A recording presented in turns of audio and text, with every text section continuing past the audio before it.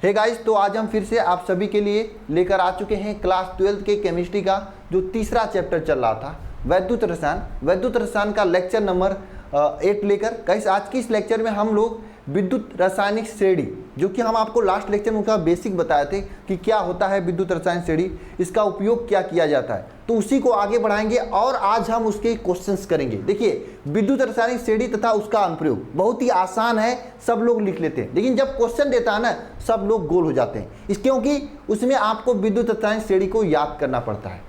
हाँ, आपको याद करना पड़ता है, जब तक नहीं याद होगा तब तक नहीं कर पाएंगे। तो आज के इस लेक्चर में हम आपको केवल क्वेश्चन की प्रैक्टिस कराएंगे और सभी लोग पूरे ध्यानपूर्वक लेक्चर में बैठना, पूरे ध्यानपूर्वक और दिमाग खोलकर बैठना। जो भी मैं क्वेश्चन कराऊंगा सभी क्वेश्चंस का जवाब खुद से देने की कोशिश करना और क्लास को लास्ट तक देखना, तभी आपको बेनिफिट समझ में आएगा। दूसरी बात जो कि आप सभी के लिए आवश्यक है कि जो विद्युत रासायनिक श्रेणी है, मैं आपको यहाँ पर एक स्लाइड लगा देता हूँ विद्युत रासायनिक श्रेणी का, जो कि आपको हमेशा दिखाई देगा, ठीक है। और क्वेश्चंस मैं अलग से लगाया करूंगा। आप ध्यान रखना एक बात को कि विद्युत रासायनिक श्रेणी आपको याद करना पड़ता है और मैं उसके लिए एक ट्रिक भी मेरे पास है, लेकिन मैं अभी नहीं ट्रिक बताऊंगा। अभी आप केवल क्वेश्चन करना सीखिए, ट्रिक को मैं किसी छोटे से वीडियो में करके बता दूंगा, ताकि आपको ट्रिक के उस वीडियो को डाउनलोड करके रख लें। बार बार देखेंगे तो ट्रिक याद हो जाएगा। आसान ट्रिक है, एक बार में याद हो जाएगा, लेकिन ट्रिक से याद करने से पहले एक बार स्वयं से प्रयास करेंगे तो ट्रिक अच्छे तरीके से आपको समझ में आएगा। बोलिए, बात समझ में आई सभी को? कमेंट बॉक्स में कमेंट कीजिए सभी लोग। दूसरी बात, पूरी कंसंट्रेशन के साथ में मुझे चाहिए, 100% कंसंट्रेशन चाहिए, अन्यथा फिर नहीं समझ में आएगा। अगर ये नहीं समझ में आया तो इस चैप्टर में आपको परेशानी होगी और होती रहेगी जब तक आप इस चैप्टर को पढ़ोगे। अगर ये समझ में आ गया तो आज तो आपको फायदा देगा ही बोर्ड एग्जाम में, लेकिन बोर्ड के बाद जब किसी कॉम्पिटिटिव एग्जाम में बैठोगे तो मेरा उस ट्रिक से आपको याद रहेगा विद्युत रासायनिक श्रेणी, और हर एक एग्जाम में 2 से 3 क्वेश्चन यहाँ से बन जाएंगे। मेरे पास ऑप्शन था, मैं छोड़ भी सकता था इस लेक्चर को। कुछ लोग कहते हैं सर सिलेबस जल्दी कराइए, मैं करा सकता था, लेकिन मैं आपको सोचा कि नहीं, ऐसा करना नहीं चाहिए। क्वेश्चन पूछते हैं एग्जाम में तो पूरे अच्छे तरीके से कराना चाहिए, इसलिए मैं उठाया हूं आज के क्वेश्चन कराने की बात को, ठीक है। तो मैं सबसे पहले आपको स्लाइड के जरिए थोड़ा सा रिवीजन कराऊंगा कि पीछे हमने क्या पढ़ा था, क्या लक्षण होते हैं विद्युत रासायनिक श्रेणी के। उसके बाद हम क्वेश्चन को स्टार्ट करते हैं, ठीक है। तो चलिए लेक्चर को स्टार्ट करते हैं बेहतरीन तरीके से, ठीक है। सबसे पहले हम लोग ये जान लेते हैं कि विद्युत रासायनिक श्रेणी क्या होता है। देखिए, किसी भी तत्वों के उनके अपचयन विभव के आधार पर अगर हम उसे व्यवस्थित करें तो जो श्रेणी प्राप्त होता है उसे क्या कहते हैं, विद्युत रासायनिक श्रेणी। किसी भी तत्व के उसके अपचयन विभव, एक मिनट, उसके अपचयन विभव, किसी भी तत्व के उनके अपचयन विभव के आधार पर अगर उसे व्यवस्थित करें तो जो श्रेणी प्राप्त होती है उसे क्या कहते हैं, विद्युत रासायनिक श्रेणी कहते हैं। एक बार सभी लोग कमेंट बॉक्स में कमेंट करेंगे, अपचयन विभव के आधार पर, ऑक्सीकरण विभव नहीं, अपचयन विभव के आधार पर अगर हम उसे व्यवस्थित कर रहे हैं तो जो श्रेणी प्राप्त हो रही है उसे हम क्या कहेंगे, विद्युत रासायनिक श्रेणी कहेंगे। एक बार सभी लोग फिर से बोलेंगे जो हम बोल रहे हैं, और सभी लोग तेजी से बोलेंगे, साथ साथ में लिखेंगे भी। किसे कहते हैं विद्युत रासायनिक श्रेणी? विभिन्न तत्वों के उनके अपचयन विभव के आधार पर अगर हम व्यवस्थित करें श्रेणी को, जैसे व्यवस्थित करने का मतलब यह है कि उन तत्व का, कोई तत्व है उसका अपचयन विभव सबसे कम है तो उसको सबसे ऊपर रखेंगे, जिसका अपचयन विभव सबसे अधिक है उसको सबसे नीचे रखेंगे। जैसे आपका लिथियम को हम सबसे ऊपर विद्युत रासायनिक श्रेणी में रखें। लिथियम का जो अपचयन विभव होता है -3.04 होता है। अभी मैं आपको विद्युत रासायनिक श्रेणी दिखाऊंगा, बात को समझ लेना। फिर से मैं रिवाइज करा रहा हूं विद्युत रासायनिक श्रेणी होता क्या है। लिथियम का जो सबसे कम अपचयन विभव है, कम है, ठीक है। इसका अपचयन विभव क्या है, कम है, इसको सबसे ऊपर रखें रासायनिक श्रेणी में। कभी कभी क्या होता है, इसका उल्टा रख देता है। किसी बुक में क्या होता है कि सबसे अधिक जिसका अपचयन विभव उसको ऊपर रखता है, कोई बुक क्या करते हैं सबसे न्यूनतम जिसका होता है उसको ऊपर रखते हैं। हम आपको सबसे न्यूनतम वाला लेकर आए। सबसे देखिए, लिथियम है -3.04 है, सबसे माइनस में है, इसलिए सबसे कम है, इसको सबसे ऊपर रखते हैं। लिथियम के बाद आपका आता है पोटेशियम का होता है -2.02। देखिए, अब आपको ये याद नहीं करना है 3.04, आपको ये याद रखना है कि लिथियम सबसे ऊपर होता है, उसके नीचे पोटेशियम होता है। ये क्रम याद रखना है, ये आपके एग्जाम में नहीं पूछे जाते हैं और आपको जरूरी भी नहीं है, मैं आपको बस समझाने के लिए बता रहा हूं। देखिए, इसका -0.4 है, इसका -0.2 है। आपको मालूम है माइनस में जिसका मान अधिक होता है वही सबसे कम होता है, तो ये लिथियम का सबसे कम होता है अपचयन विभव, इसको सबसे ऊपर रखते हैं। बीच में आपका हम हाइड्रोजन लेते हैं, हाइड्रोजन का अपचयन विभव 0 हो जाता है। बीच में किसको लेते हैं? हाइड्रोजन, हाइड्रोजन जिसका अपचयन विभव 0 हो जाता है। इसके बाद आपका ये श्रेणी चलती जाती है, कम होती जाती है। बीच में हाइड्रोजन के लिए अपचयन विभव क्या हुआ? 0 हो गया। उसके नीचे हम लोग क्या करते हैं, किसको लेते हैं? सबसे नीचे हम लोग लेते हैं फ्लोरीन, जिसका होता है 2.87 होता है। सबसे नीचे क्या होता है? फ्लोरीन, जिसका होता है 2.87 ये होता है। अब देखिए सबसे कम इसका है, सबसे अधिक इसका है, तो ये आपका एक श्रेणी प्राप्त हो जाती है। इस श्रेणी को क्या कहते हैं? विद्युत रासायनिक श्रेणी कहते हैं। और ये श्रेणी मैं आपको दिखा रहा हूं, आप देखिएगा सभी लोग। देखिए ये आपके सामने, एक मिनट, ये श्रेणी है आपके सामने। इस श्रेणी आपको दिखाई दे रही होगी अच्छे से, नहीं दिखाई दे रही है क्या? श्रेणी तो दिखाई दे रही है आप लोगों को बढ़िया से,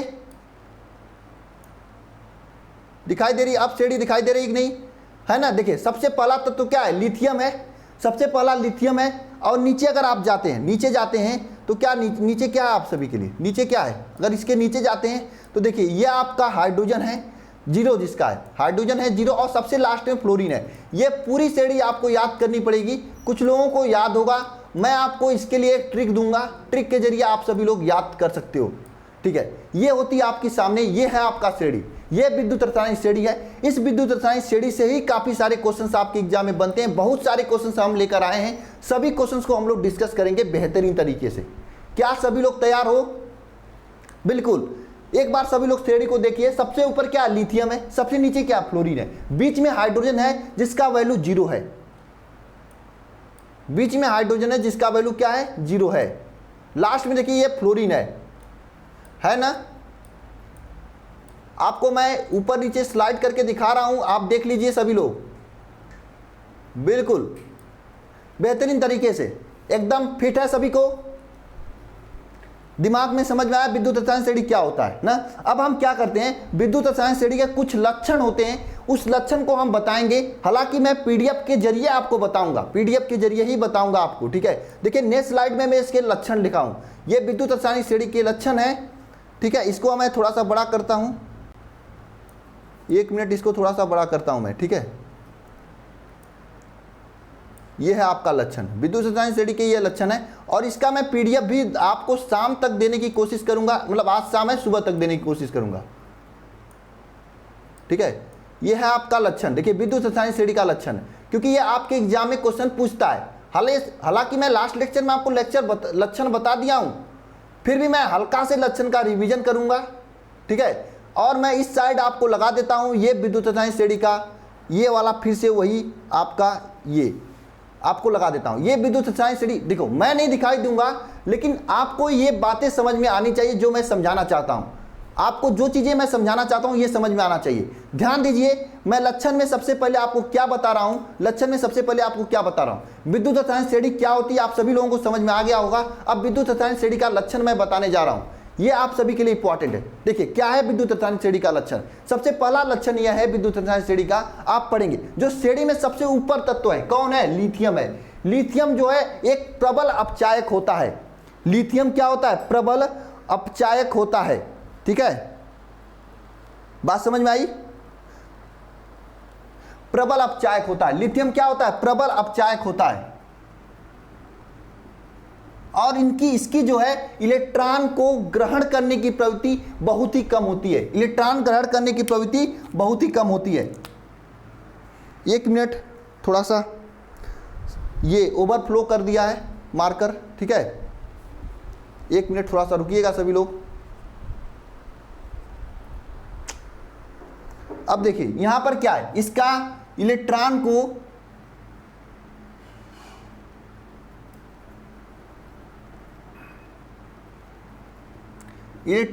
ग्रहण करने की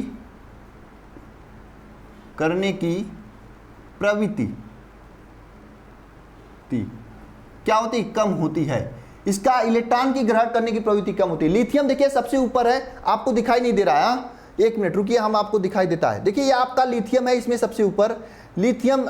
1 मिनट में इसको ऑफ करता हूं। ठीक है, देखिए अब आपको देखिए इस श्रेणी में जो है आपका लिथियम सबसे ऊपर है। मैं यहां पर ये लिखा हूं, देखिए ये लिथियम का अपचायक गुण सबसे अधिक होता है। आप अगर उसमें देखेंगे तो ये लिखा है इलेक्ट्रॉन की ग्रहण करने की प्रवृत्ति जो होती है क्या होता है, क्या होता है, सबसे अधिक होती है। मतलब ध्यान देना सभी लोग, ऊपर से नीचे जाते हैं तो ये जो आपका ये आता है, ग्रहण करने की प्रवृत्ति सबसे कम होती है। देखिए लिथियम क्या होता है, एक धातु होता है, धातु होता है, इसलिए इसे इलेक्ट्रॉन की ग्रहण करने की प्रवृत्ति सबसे कम होती है, इसलिए इसका अपचायक क्षमता अधिक होता है। अब आपको सर के ऊपर से जा रहा होगा कि सर ये अपचायक क्षमता क्या होता है, ऑक्सीकरण क्षमता क्या होता है।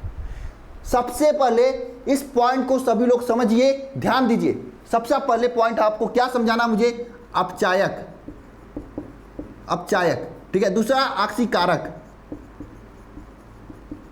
अब ध्यान देना सभी लोग, अगर आप लोग 18 साल के अभी नहीं हुए हो, जब 18 साल के होगे तो आप लोग कहाँ जाओगे, अपने जिले में जाओगे, अपना डीएल बनाओगे। डीएल बनवाने के लिए मैक्सिमम लोग दलाल पकड़ते हैं, एजेंट पकड़ते हैं जो डीएल को बनवाते हैं। तो एजेंट क्या करते हैं, आपका डीएल बनवाते हैं, खुद का नहीं बनवाते हैं। इसी तरह से अपचायक जो होते हैं ये अपना अपचयन नहीं कराते हैं, दूसरे का अपचयन कराते हैं, अगले का अपचयन कराते हैं। यानी अपने तो खुद ऑक्सीकरण करते हैं, दूसरे का अपचयन कराते हैं। जैसे लिथियम प्रबल अपचायक है, लिथियम क्या है, प्रबल अपचायक है, प्रबल अपचायक। प्रबल अपचायक से मतलब यह है कि लिथियम खुद का ऑक्सीकरण कराएगा, दूसरे का अपचयन कराएगा।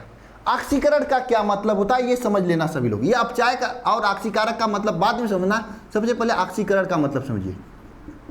ऑक्सीकरण और अपचयन, ऑक्सीकरण और अपचयन, ऑक्सीकरण और अपचयन। ऑक्सीकरण का मतलब क्या होता है, ऑक्सीकरण देखिए कोई भी तत्व है अगर उसका ऑक्सीकरण होता है तो यानी कि वह इलेक्ट्रॉन को देता है। अगर इलेक्ट्रॉन को देता है यानी इलेक्ट्रॉन को लेता नहीं है। जो धातु होते हैं उनका अधिकांश ऑक्सीकरण होता है क्योंकि वो इलेक्ट्रॉन को देते ही हैं। जो अधातु होते हैं उनका हमेशा अपचयन होता है लगभग, क्योंकि इलेक्ट्रॉन को लेते हैं। ये जो लिथियम है ये एक धातु है और ये इलेक्ट्रॉन को ग्रहण करने की प्रवृत्ति कम रखता है, इलेक्ट्रॉन को प्रदान करने की प्रवृत्ति ज्यादा रखता है, इसलिए इसका ऑक्सीकरण होता है, ऑक्सीकरण अधिक होता है, इसलिए इसको कहा जाता है इसका अपचायक क्षमता प्रबल है। अपचायक का मतलब खुद का अपचयन नहीं कर रहा है, इसके साथ जो तत्व मिलेगा उसका अपचयन कराएगा, इसलिए इसका अपचायक क्षमता प्रबल होगा, यानी इसका ऑक्सीकरण अधिक होगा। इसके जस्ट उल्टा लास्ट का जो तत्व है यह फ्लोरीन, फ्लोरीन का ऑक्सीकारक क्षमता, ऑक्सीकारक ये प्रबल होगा, ऑक्सीकारक, क्लोरीन का ऑक्सीकारक प्रबल होगा और ये फ्लोरीन जो है फ्लोरीन का ऑक्सीकारक प्रबल होगा। आप सभी लोग बने रहना लास्ट तक, मैं लास्ट में आपको क्वेश्चन कराऊंगा, मतलब समझना। इसका फ्लोरीन का क्या प्रबल है, ऑक्सीकारक प्रबल है, क्योंकि ये इलेक्ट्रॉन को ग्रहण अधिक करता, मतलब इसका अपचयन अधिक होता है, अपचयन अधिक होता है। और यानी ये इलेक्ट्रॉन को क्या ग्रहण करने की प्रवृत्ति अधिक होता है, अधिक होता है। इतना पॉइंट समझ में आया। मैं ज्यादा नहीं समझाना चाह रहा हूं, मैं यह समझाना चाह रहा हूं ये आपके सामने जो श्रेणी लगी हुई है, इस श्रेणी में आप देखेंगे तो सबसे ऊपर, ये सबसे ऊपर आप सभी के लिए अगर आप देखेंगे यहाँ पे तो सबसे ऊपर क्या है आपका, ये है आपका लिथियम। लिथियम का जो अपचयन क्षमता कितना, -3.04 है। और इसका मतलब क्या है, -3.04 का मतलब यह है कि इसका वैल्यू कम है, यानी इसका अपचयन विभव कम है। जिसका अपचयन विभव कम होता है तो सीधी सी बात है ऑक्सीकरण विभव अधिक होगा। ऑक्सीकरण विभव अधिक है, इसका मतलब इसका ऑक्सीकरण अधिक होगा। आपको मैंने बताया जिसका ऑक्सीकरण होता है, जिसका ऑक्सीकरण होता है उसको अपचायक कहा जाता है। क्यों अपचायक कहा जाता है, क्योंकि ये खुद का तो ऑक्सीकरण करा लेकिन इसके साथ जो बंदा या बंदी बैठी हुई है उसका अपचयन कराता है। तो यानी ये लिथियम सामने वाले का अपचयन कराता है, लिथियम सामने वाले का अपचयन कराता है, इसलिए इसका अपचायक क्षमता अधिक होता है। क्योंकि लिथियम का अपचयन विभव सबसे कम है इसलिए इसका अपचायक क्षमता सबसे प्रबल है। नीचे जाते हैं, नीचे जाएंगे तो यहाँ पे आपका फ्लोरीन आएगा। फ्लोरीन का अपचयन विभव सबसे अधिक है इसलिए इसका अपचायक क्षमता कम होगा, यानी ऑक्सीकारक क्षमता अधिक होगा। देखिए ये दोनों जो है ऑक्सीकारक क्षमता और अपचायक क्षमता, ये एक दूसरे के वाइस वर्सा है, मतलब एक दूसरे के उल्टा है। अगर जिसका अपचयन क्षमता प्रबल होगा उसका ऑक्सीकारक क्षमता कम होगा, और जिसका अपचायक क्षमता प्रबल होगा उसका देखिए दो चीजें हैं, ऑक्सीकरण और ऑक्सीकारक। यहां पर ध्यान दें, ये ऑक्सीकरण है और ये ऑक्सीकारक है। लिथियम जो है ये क्या कर रहा है, इसका ऑक्सीकरण क्षमता अधिक होता है, और जिसका ऑक्सीकरण क्षमता अधिक होता है वो अधिक अपचायक होता है। चीजें समझ में आ रही है कि नहीं आ रही है? नहीं समझ में आ रही तो एक बार मेरी सभी बातों को समझना। मैं 3 पॉइंट समझाना चाहता हूं, केवल मात्र 3 पॉइंट समझकर आप इस पूरे श्रेणी को समझ सकते हैं और अंगुलियों पे नचा सकते हैं सभी क्वेश्चंस को। फिर से सुनना, लास्ट 3 पॉइंट है। मैं यह बता रहा हूं कि ये जो लिथियम है, यह लिथियम का अपचयन विभव अधिक है। अपचयन विभव कम है। अपचयन विभव कम है, यानी इसका अपचयन विभव, क्योंकि देखिए विद्युत रसायन श्रेणी किससे बनती है? किसी भी तत्व के अपचयन विभव के बढ़ते हुए क्रम में रखने जो श्रेणी प्राप्त होती है उसको कहते हैं। तो सबसे ऊपर साइंटिस्ट ने लिथियम को रखा। लिथियम का अपचयन विभव कम है। अपचयन विभव कम है तो इसका सीधी सी बात है, अगर इसका अपचयन विभव कम होगा तो इसका ऑक्सीकरण विभव अधिक होगा। बोलो होगा कि नहीं होगा? होगा कि नहीं होगा? बोलो होगा ना। यानी ऑक्सीकरण विभव अधिक होगा, मतलब ये ऑक्सीकरण ज्यादा करेगा। ऑक्सीकरण ज्यादा करने का मतलब वो इलेक्ट्रॉन को देगा ज्यादा। इलेक्ट्रॉन देगा ज्यादा, ऑक्सीकरण का मतलब यही होता है इलेक्ट्रॉन को देगा ज्यादा। जब इलेक्ट्रॉन को ज्यादा देगा यह, यानी इसकी इलेक्ट्रॉन की ग्रहण करने की प्रवृत्ति अधिक होगी। अरे यार, जो जिसके पास पैसे ज्यादा हो किसी क्यों दूसरे से पैसे लेंगे यार? नहीं लेंगे ना। ये इसके पास इसका अपचयन विभव कम है, इसका ऑक्सीकरण अधिक हो रहा है, इसके पास जो है इलेक्ट्रॉन ग्रहण करने की क्षमता, इलेक्ट्रॉन को प्रदान करने की क्षमता अधिक है, तो इसका इलेक्ट्रॉन ग्रहण करने की प्रवृत्ति कम होगी। हुई कम। अगर इलेक्ट्रॉन ग्रहण करने की प्रवृत्ति कम होती है तो वह उसका अपचायक क्षमता प्रबल होता है। देखिए, ऑक्सीकरण जिसका अधिक होता है उसका अपचायक प्रबल होता है। अपचायक का मतलब ये होता है खुद का ऑक्सीकरण करेगा, सामने वाली बंदी का अपचयन करेगा, तो यानी ये अपचायक क्षमता प्रबल है। मैंने आपको दलाल वाले एग्जांपल से बताया कि दलाल अपना लाइसेंस नहीं बनवाता है, वे अगले बंदे का लाइसेंस बनवाता है, आपका लाइसेंस बनवाता है। जस्ट इसके उल्टा होगा फ्लोरीन के साथ में। मैंने कहा कि ये अपचयन विभव के बढ़ते हुए क्रम में रखा गया है। नीचे आपका फ्लोरीन है, फ्लोरीन का अपचयन विभव अधिक है, अधिक होगा ना फ्लोरीन का, क्योंकि बढ़ता हुआ क्रम है। जिसका अपचयन विभव अधिक होगा मतलब उसका अपचयन अधिक होगा। ऑक्सीकरण कम होगा, अपचयन अधिक होगा, उसका क्या मतलब हुआ? सर अपचयन अधिक होगा उसका मतलब यह है कि वो इलेक्ट्रॉन को ग्रहण ज्यादा करेगा, यानी कि ये इलेक्ट्रॉन को ज्यादा तेजी से ग्रहण करेगा, मतलब इलेक्ट्रॉन को कम देगा। अरे जो पैसे का भूखा रहेगा वो पैसा रखेगा कि दूसरे को देगा? ये तो पैसे का भूखा नहीं था, ये तो दूसरे को दे रहा था, यानी इसका अपचयन अधिक होगा। जिसका अपचयन अधिक होगा उसका ऑक्सीकरण क्या होगा? प्रबल होगा, ऑक्सीकारक प्रबल होगा। सीधी सी बात है, अपचयन जिसका अधिक होगा तो यानी वह दूसरे का ऑक्सीकरण कराएगा, यानी उसका ऑक्सीकारक प्रबल होगा। पॉइंट मेरे हिसाब से आप सभी लोगों को समझ में आ गया होगा। इसी लक्षण के आधार पर इन सभी तत्वों को रखा गया है। इसके अलावा अगर आप लोग एक पॉइंट लिखना चाहते हैं तो लिथियम क्या होते हैं आप लिख सकते हैं, जो कि आपके एग्जाम में पूछा जाता है। लिथियम आपका ये पॉइंट यह है कि लिथियम आपका प्रबल ऑक्सीकारक होता है, सॉरी लिथियम आपका प्रबल अपचायक होता है और फ्लोरीन आपका प्रबल ऑक्सीकारक होता है। ये पॉइंट लिख लेना। लिथियम प्रबल अपचायक होता है, चायक होता है, और लिथियम फ्लोरीन प्रबल ऑक्सीकारक होता है। यह ऑब्जेक्टिव एग्जाम में पूछ लिया जाता है यहाँ से, ठीक है। और देखिए जो ऊपर से नीचे जाने पर, अब इसका अनुप्रयोग पढ़ेंगे हम लोग, ठीक है। समझ में आया इतना सभी को? आप देखिए लिथियम सबसे ऊपर है और इस श्रेणी में देखेंगे तो लास्ट में आपका फ्लोरीन है।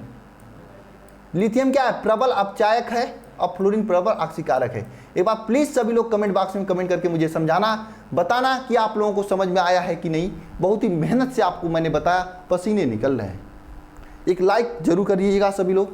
चलिए अब हम आपको यह समझाना चाह रहे हैं कि इनका उपयोग क्या करते हैं। ये जो श्रेणी आपके सामने है, 10-20 तत्व जो आपके सामने हैं, इसका उपयोग क्या होता है अपनी जिंदगी में, ये क्यों बने हैं आखिर, इन तत्वों के बारे में हम लोग जानेंगे। और ये तत्व आपको याद होनी चाहिए अगर आप इनके क्वेश्चन सही करना चाहते हैं। बहुत ही आसानी तरीके से आप लोग याद कर सकते हैं।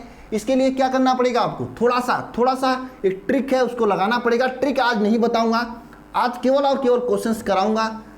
मेरे पास कम से कम 20 से 22 क्वेश्चन है, क्लास लंबी होने वाली है।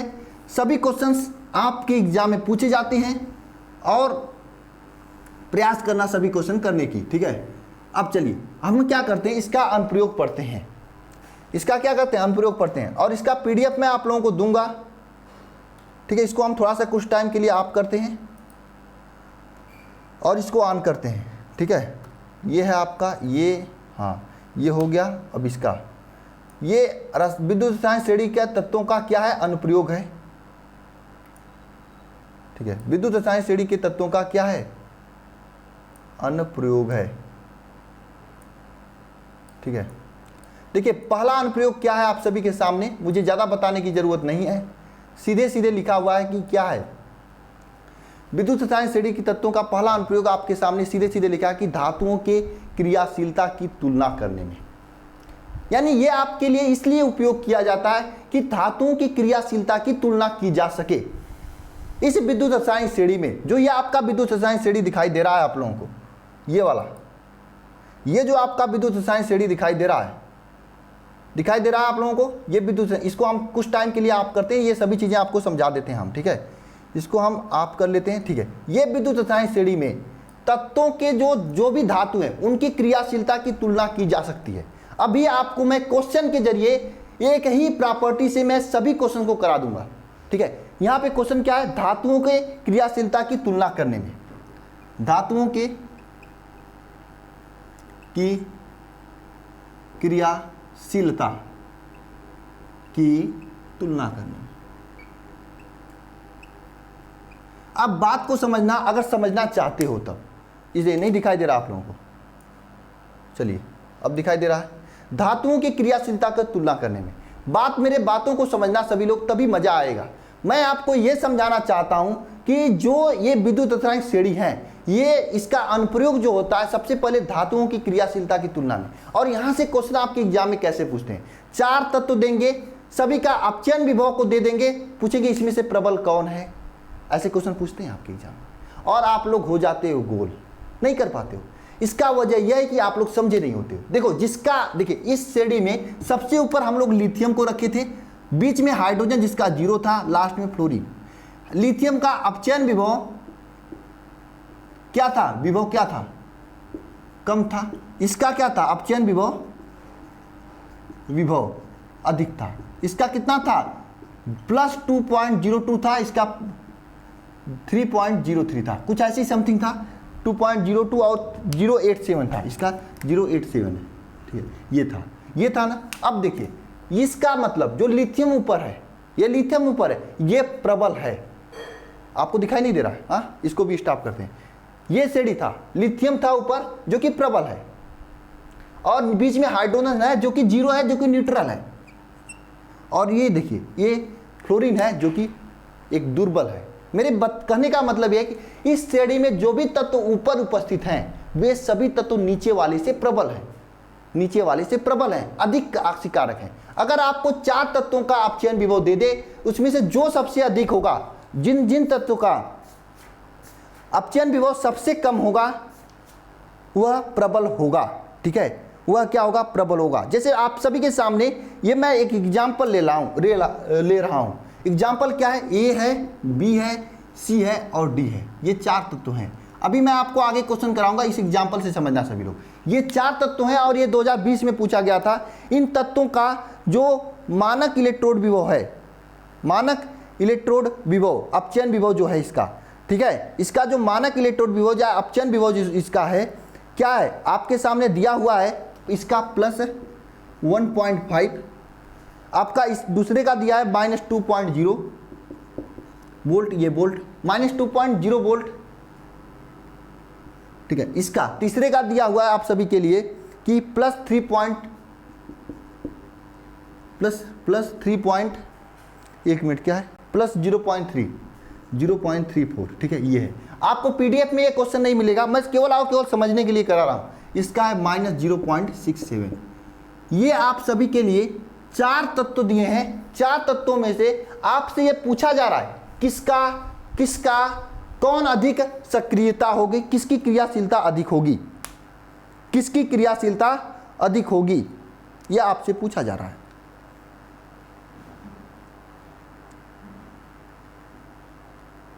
कौन धातु सबसे अधिक क्रियाशील होगा और कौन सबसे कम क्रियाशील होगा, यह आपसे पूछा जा रहा है। अब मैं आपको यह समझाना चाहता हूं, यहां पर मैं आपको यही समझाना चाहता हूं कि इसे आप कैसे पता लगाओगे,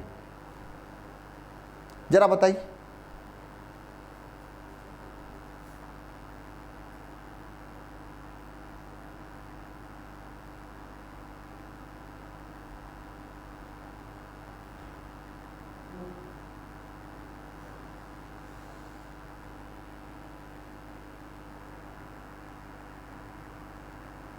बताइए जरा सभी लोग, अपने से ट्राई कीजिए एक बार।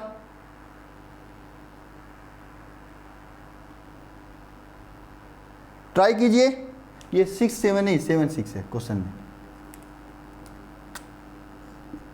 ठीक है 7 6। अब देखिए यहां पर आपको क्रियाशीलता बताना है,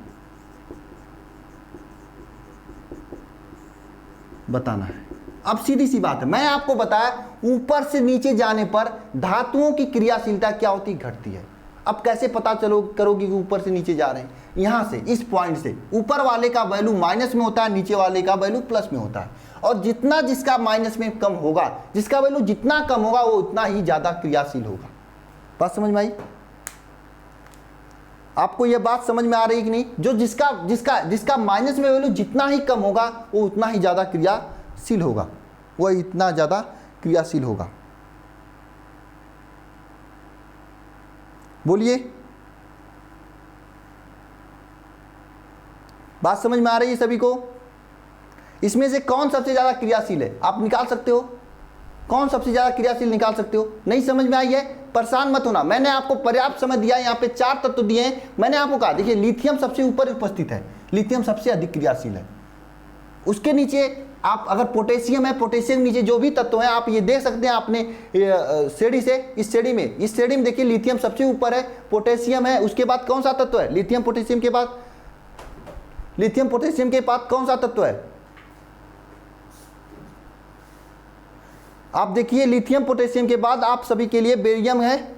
ये सभी तत्व हैं, जो भी तत्व दिए हैं इसमें से जो सबसे ऊपर उपस्थित है वो सबसे अधिक क्रियाशील है। जो सबसे नीचे उपस्थित है, आप नीचे देखिए, जो सबसे नीचे उपस्थित है, आप ये नीचे देख लीजिए, जो सबसे नीचे उपस्थित है ये सबसे कम क्रियाशील है। ये आप सभी के क्वेश्चंस हैं, क्वेश्चन सभी में आपको कराएंगे, ठीक है? आप इसमें देखिए, ये श्रेणी में देखिए आप सभी लोग, जो सबसे नीचे क्या है? फ्लोरीन। फ्लोरीन सबसे कम क्रियाशील है और लिथियम सबसे अधिक क्रियाशील है, क्योंकि लिथियम का वैल्यू, लिथियम का अपचयन वैल्यू सबसे कम होता है, वो भी माइनस में। देखिए क्लास लंबी हो रही है, होने दीजिए, इस क्लास के बाद आपको कभी इसमें समस्या नहीं होंगी। मैं स्लो चल रहा हूं, बात इतना सभी को समझ में आया? अब दूसरी बात आपको यह ध्यान देनी है, इसको हम कुछ सेकंड के लिए आप करता हूं, फिर इसी के साथ मुझे खेलना है। दूसरी बात यह याद करनी, ये ऐसे क्वेश्चंस में ऑब्जेक्टिव क्वेश्चंस होते हैं, मैं कराऊंगा आप लोगों को ऑब्जेक्टिव क्वेश्चंस। अभी परेशान मत होना सभी लोग, मुझे यहां पर इस बात से खेलनी है कि मुझे यहां पर इस बात से खेलनी है कि इसमें आपको यह देखना है इन सभी क्वेश्चंस में कि जो भी तत्व इस श्रेणी में, ये जो श्रेणी आप सभी के लिए, इसको हम आप करते हैं 1 मिनट, ये जो श्रेणी है इस तत्व में जो भी, जैसे लिथियम सबसे ऊपर है, लिथियम सबसे ऊपर है, तो लिथियम जो है आप सभी के लिए अगर कोई भी रिएक्शन आता है, लिथियम सबसे ऊपर है तो अपने नीचे वाले को हटाकर स्वयं को स्थापित कर लेगा। मुझे बस यही बात को समझानी है, क्योंकि लिथियम सबसे अधिक क्रियाशील है। मैं आपको कह रहा हूं किसी भी रासायनिक श्रेणी में, कोई भी रासायनिक श्रेणी है, कोई भी रासायनिक रिएक्शन है, अगर आपसे पूछता है ये संभव है या नहीं है, ये होगा या नहीं होगा, तो आपको कैसे बतानी है? अगर जो तत्व आपको रासायनिक श्रेणी देखनी है, अगर तत्व के ऊपर उपस्थित है, सीधी सी बात, आपसे जो बड़े होते हैं वो ऊपर बैठते हैं, ऊपर वाले नीचे को भगा सकते हैं, हटा सकते हैं। तो कोई भी रिएक्शन में अगर लिथियम मतलब नीचे वाले तत्व से ऊपर वाला उपस्थित है तो रिएक्शन संभव होगा और उस रिएक्शन से हट जाएंगे। नहीं समझ में आ रही बात? अभी आपको समझ में आएगी, मेरी जिम्मेदारी है, मैं अभी आपको समझाता हूं, ठीक है? इसको मैं अब, इसकी बहुत ही आवश्यकता है, इसलिए मैं इसको रखता हूं पास में, ठीक है? इसको मैं रखता हूं पास में इस साइड, ठीक है? और हम चलते हैं क्वेश्चन की तरफ ना। ये आपका इसका उपयोग है, उपयोग में सबसे पहले देखिए, नहीं ये इसका लक्षण है, ठीक है? ये है आपका उपयोग, ठीक है? उपयोग में देखिए यहाँ पर एक मैं पहला उपयोग क्या है कि किसी भी कोई भी विलयन है, आप ये क्या लिखा हुआ है नहीं समझना, आपको केवल इन 2 रिएक्शन को समझना है, उसके बाद मैं क्वेश्चंस को कराऊंगा। ध्यान देना सभी लोग, जो मैं समझाना चाह रहा हूं सभी लोग ध्यान देना, इधर उधर की बातें मत करना सभी लोग, जो मैं समझाना चाह रहा हूं सभी लोग ध्यान देना। देखिए यहाँ पे तत्व में आप सभी के सामने रिएक्शन क्या लिखा हुआ है, 2Na रिएक्शन दिखाई दे रहा है आप लोगों को? नहीं दिखाई दे रहा, यहाँ पे लिखा, अब दिखाई दे रहा है बिल्कुल। क्या लिखा है? 2Na plus 2H2O। अब देखना आप सभी लोग उड़ाओगे ऐसे क्वेश्चंस को, प्लस 2NaOH प्लस H2 ये लिखा है। आपसे पूछेगा ये रिएक्शन संभव है या नहीं है, या रिएक्शन आधा देंगे ये H2O के साथ, ये आपको देगा नहीं, ये पूछेगा इस रिएक्शन को पूरा कीजिए। तो कैसे करेंगे, देखिए कोई भी है, अभी हम आपको पूरा रिएक्शन लिखकर समझा देता हूँ। H2O 2H2, ठीक है, ये है आप सभी के सामने, प्लस 2H2 ये है आप सभी के सामने। अब ध्यान देना सभी लोग, आपके एग्जाम में या तो ये कुल देकर ये नहीं देगा, या फिर आपके एग्जाम में सीधे सीधे पूछ देगा ये रिएक्शन संभव है या नहीं संभव है। आप कैसे बताओगे, आप ये देखोगे कि जो सोडियम है, ये सोडियम है, सोडियम जल से हाइड्रोजन को निकाल रहा है। देखिए यही तो हो रहा है, जल से ये सोडियम अकेले था, बाद में जाकर जल के साथ बैठ गया और जल से ये हाइड्रोजन को बाहर निकाल दिया। यही तो हो रहा है, इसमें क्या हो रहा है, यही तो हो रहा है। ये सोडियम जो था पहले तो अकेले बैठे हुआ था, सोडियम जल में से हाइड्रोजन को निकाला और OH के साथ अपने बैठ गया। आप जल को HOH लिख सकते हो, इस OH में से सोडियम क्या किया, N ने क्या किया था, इस H को निकाल दिया था, 2 था, ठीक है, 2HOH है, एक मिनट, 2HOH। इसने क्या किया कि ये जो सोडियम है 2Na है, यहाँ से इस 2H2 को निकाला और H2 के स्थान पर OH बैठ गया। क्यों निकाला, निकाल क्यों सकता है, इसका वजह एक ही है, क्योंकि ये सोडियम जो है हाइड्रोजन के ऊपर स्थित है। आइए देखिए रिएक्शन में, यहाँ पर देखिए ये जो सोडियम धातु है आप सभी के सामने, इसमें आप सोडियम धातु को पहचानिए कहाँ पर है। सोडियम धातु देखेंगे तो यहाँ पर कहाँ पे है, देखिए ऊपर से देखिए, एक पहला, दूसरा, तीसरा, चौथा, पांचवा, छठवां तत्व आपका सोडियम है। सोडियम यहाँ पर है, सोडियम ऊपर स्थित है, जबकि आपका हाइड्रोजन काफी नीचे, यहाँ पे देखिए 0 है। तो श्रेणी में सोडियम ऊपर स्थित है, इसलिए सोडियम आसानी से हाइड्रोजन को बाहर निकाल देता है इस HOH के सलूशन में से। तो यहाँ पर पहला अनुप्रयोग ये होता है कि क्या हाइड्रोजन के ऊपर जितने भी तत्व हैं वे सभी लोग जल से हाइड्रोजन को बाहर निकाल देते हैं, जल से हाइड्रोजन को बाहर निकाल देते हैं।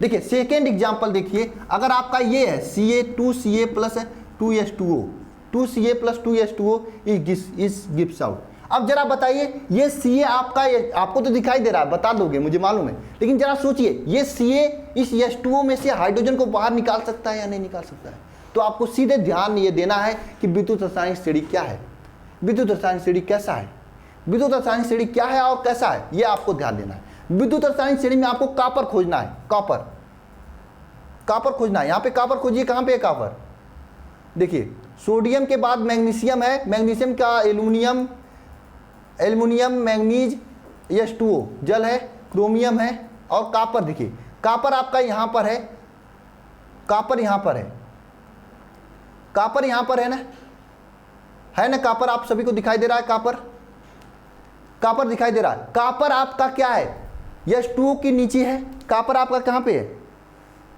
H2O के नीचे है। तो जरा बताइए कॉपर विस्थापित कर लेगा कि नहीं कर लेगा, कर लेगा, सीधी सी बात है। तो इस प्रकार से क्वेश्चंस बनते हैं, और क्वेश्चंस तभी आप कर पाएंगे जब आप, क्या होगा, आपको ये रासायनिक श्रेणी आपको पता रहेगी, याद रहेगी, ठीक है। तो आपको ज़्यादा परेशान नहीं होना है, ये सभी PDF मैं दे दूंगा, आप पढ़ लेना जो इसमें लिखा हुआ है, इससे ज़रूरत नहीं है। हम चलते हैं क्वेश्चंस की तरफ, और बहुत से इसके उपयोग हैं, लेकिन उपयोग पढ़ने के चक्कर मत रहिए, क्वेश्चन की तरफ चलते हैं। देखिए आप सभी के सामने ये क्वेश्चंस हैं, क्वेश्चंस को हम पढ़ते हैं, चलाते हैं। इस क्वेश्चन अभी इसको हम थोड़ा सा कुछ टाइम के लिए स्टॉप कर दे रहे हैं, इसको हम प्ले करते हैं क्वेश्चंस को, ठीक है। ये आपका क्वेश्चंस हैं, ये हैं आपके क्वेश्चंस, ठीक है। 1 मिनट में मुझे क्वेश्चंस को लगा लेने दीजिए, ये हैं आपके क्वेश्चंस। 1 मिनट मुझे क्वेश्चंस को लगा लेने दीजिए, सभी लोग बने रहिए 1 मिनट, और इसका मैं PDF दे दूंगा आपको, ठीक है, परेशान नहीं ज़्यादा होना है। पहला क्वेश्चन पढ़िए, पहला क्वेश्चन क्या पढ़ना है आपको। देखिए क्वेश्चंस में आंसर भी दिए हैं, आंसर क्यों दिया हूं मैं, इसका वजह एक ही है, ताकि आप लोग आसानी से क्वेश्चंस को पढ़ सकें, यानी अपने से PDF में पढ़ सकें। विद्युत रासायनिक श्रेणी किस आधार पर बनाई गई है, ये 2007 में पूछा गया क्वेश्चन है। तो विद्युत रासायनिक श्रेणी किस आधार पर बनाई गई है, जरा बताइए। विद्युत रासायनिक श्रेणी जो होता है आप सभी के लिए बनाई गई है अपचयन विभव के बढ़ते क्रम में, अपचयन विभव के बढ़ते क्रम में बनाई गई है, के बढ़ते क्रम में बनाई गई है। क्रम में बनाइए। हालांकि जो आंसर है काफी बड़ा लिखा हुआ है, आपको इतना ही जाना कि विद्युत रसायन श्रेणी अपचयन विभव के बढ़ते हुए क्रम में बनाई गई है। अब देखिए दूसरा क्वेश्चन जो है नीचे वाला क्वेश्चन है। अब ऐसे क्वेश्चन सी पूछे जाते हैं यहाँ पे, हालांकि आपको आंसर दिया हुआ है, आंसर पर ज्यादा आपको ध्यान नहीं देना। रुकिए मैं आंसर को काट ही देता हूं ताकि आप लोगों को अच्छे से पढ़ाई पे ध्यान रहे, ठीक है। आंसर को हम क्या करते हैं, काट देते हैं, ठीक है।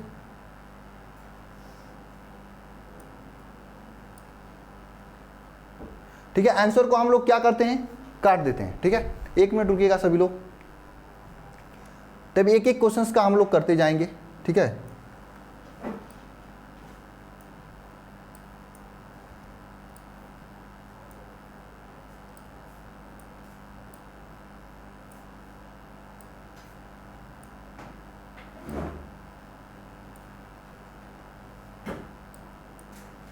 एक एक क्वेश्चन को करते जाएंगे। इतना क्वेश्चन करने के बाद आप इनके सभी क्वेश्चन उड़ाने लगेंगे और लास्ट में मैं आपको 2-3 अनुप्रयोग और बताएंगे, आप उसे और कर लेंगे तो बढ़िया रहेगा।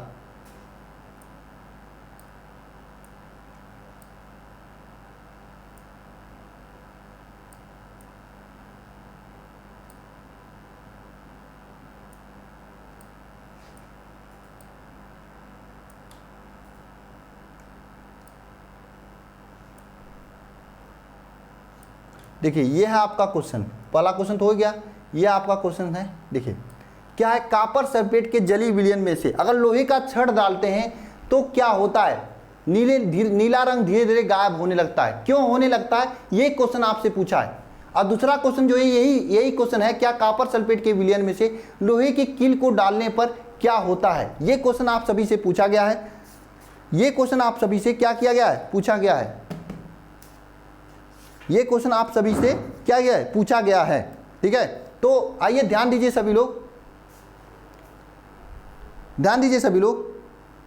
जो कॉपर सल्फेट है आपका, इस विद्युत रासायनिक श्रेणी में आप सभी लोग देखिए कहां पर है कॉपर सल्फेट, नहीं दिखाई दे रहा आप लोगों को विद्युत रासायनिक श्रेणी, याद करना पड़ेगा आपको, ठीक है। सबसे पहले आप लोग कॉपर सल्फेट देखोगे विद्युत रासायनिक श्रेणी में कहां पर है।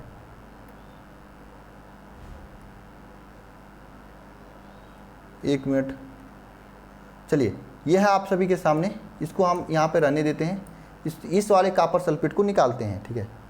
ये देखिए, आप देखिए यहाँ पे पूछा गया है कॉपर सल्फेट लोहे के विलयन में डालने पर कॉपर सल्फेट का रंग जो है धीरे धीरे कम क्यों होने लगता है, ये आपसे क्वेश्चन पूछा गया है, ठीक है। ये आपसे क्वेश्चन पूछा गया है। 1 मिनट क्वेश्चन को फिर लगाने दीजिए, क्या हो गया।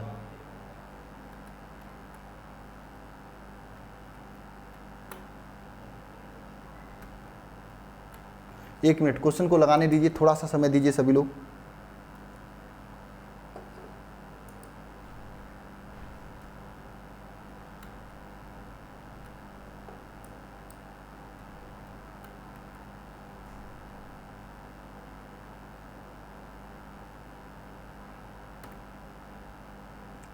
एक मिनट, इस क्यों शो नहीं हो रहा है क्वेश्चन। 1 मिनट रुकिएगा सभी लोग।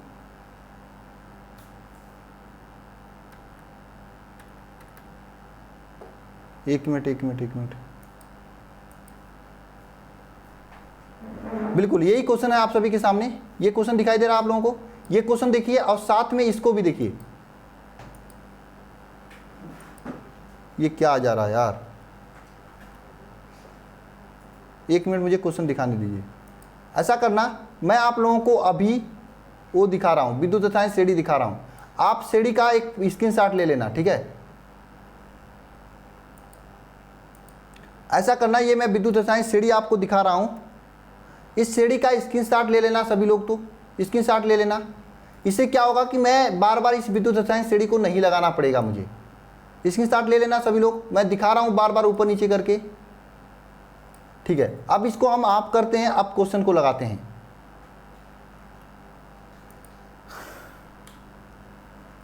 क्वेश्चन को लगाते हैं हम लोग ना, क्वेश्चन को लगाते हैं। 1 मिनट रुकिएगा सभी लोग, क्वेश्चन नेक्स्ट करते हैं।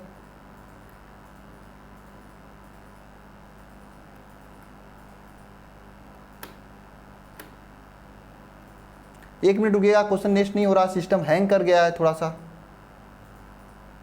सभी लोग रुकिएगा 1 मिनट, रुकिएगा सभी लोग 1 मिनट, थोड़ा सा मुझे समय देना सही हो जाएगा। हाँ यही क्वेश्चन था ना, बिल्कुल ये क्वेश्चन आप सभी के सामने आ गए हैं। तो इस क्वेश्चन में क्या आपसे पूछा है, इस क्वेश्चन में आपसे क्या पूछा है, आपसे ये पूछा है कि